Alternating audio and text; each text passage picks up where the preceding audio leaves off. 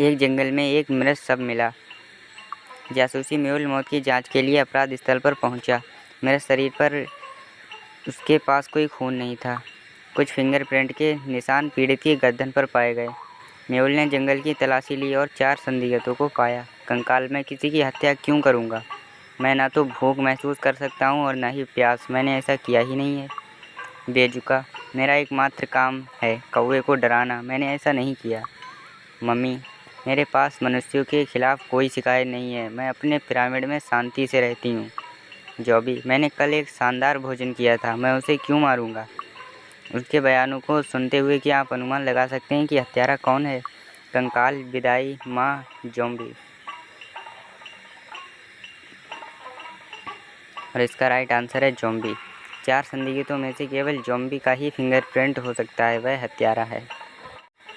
सारा ने दोपहर के भोजन के लिए सैंडविच खरीदे थे और उसे अपने नाम टैग के साथ ऑफिस फ्रिज में रख दिए।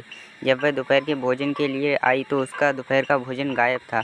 उसके सैंडविच को लपेटने के लिए इस्तेमाल किए जाने वाली पन्नी कागज़ फर्श पर पड़ा था। किसी ने उसका सैंडविच खा लिया था। उसने अपने 3 सहयोगी का सामना किया। रयान, मैं सुबह से कॉफ़ी पीने वाले बैठकों में हूँ। मैंने आपके सैंडविच को देखा लेकिन उसे खाया नहीं। कियारा, मेरे पास दोपहर के भोजन के लिए डोमिनोज पिज़्ज़ा था। मैंने आज फ्रिज भी नहीं खोला। केन, मैं एक प्रस्तुति के लिए खाना पका रहा हूँ।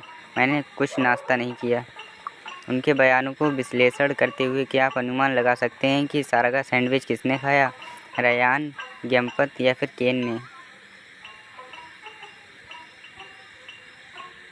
और इसका राइट आंसर है रयान। अगर सारा के सैंडविच को पन्नी कागज़ में लपेटा जाता तो रयान को कैसे पता चला कि उसने दोपहर के भोजन के लिए सैंडविच खरीदे हैं?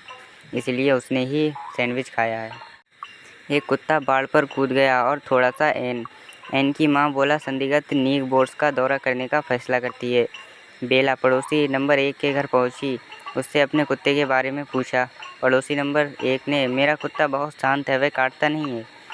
बेला पड़ोसी नंबर 2 के घर गई और उससे अपने कुत्ते के बारे में पूछा। पड़ोसी नंबर 2, मेरे पास कोई कुत्ता ही नहीं है। बेला पड़ोसी नंबर 3 के घर गई और उससे अपने कुत्ते के बारे में पूछा। पड़ोसी नंबर 3, मेरी शराबी बाड़ पर कूदने के लिए बहुत छोटी है। उसमें से एक झूठ बोल रहा है। क्या आप अनुमान लगा सकते हैं कि ये किसका कुत्ता है? ए, बी या फिर सी? और इसका राइट आंसर है सी। उसके पास शराबी से एक और कुत्ता बहुत बड़ा होना चाहिए, इसीलिए ये कुत्ता उसका है। ओलिवा को हमेशा संदेह था कि उसके पति का एक संबंध है। एक दिन उसने एक रेस्टोरेंट में उसका पीछा किया।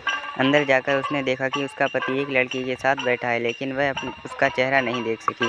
कुछ ही समय के बाद उसका पति रेस्टोरेंट छोड़ देता है, इसलिए वह उससे छिप जाती है।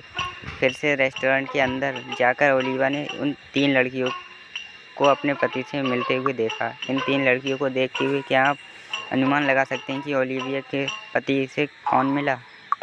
ए, बी या फिर सी? और इसका राइट आंसर है बी। धनुष और नीले झुमके की स्थिति को देखती हुए एक लड़की बी है जो ओलिवा के पति से मिली थी। शहर के बाहर एक बहुत पुराना कारखाना था।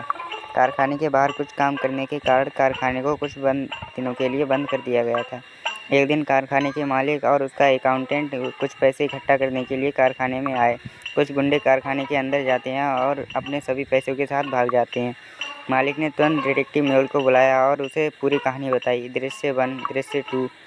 क्या आप कमरे के चारों ओर देख सकते हैं और अनुमान लगा सकते हैं कि क्या डकैती असली है या फिर नकली? असली या फिर नकली? और इसका राइट आंसर है नकली। बाहर बारिश हो रही है और सड़क का काम चल रहा है। बारिश के कारण मालिक और उसके अकाउंटेंट के मैला पैर के निशान हैं, लेकिन गुंडे के कोई निशान नहीं है।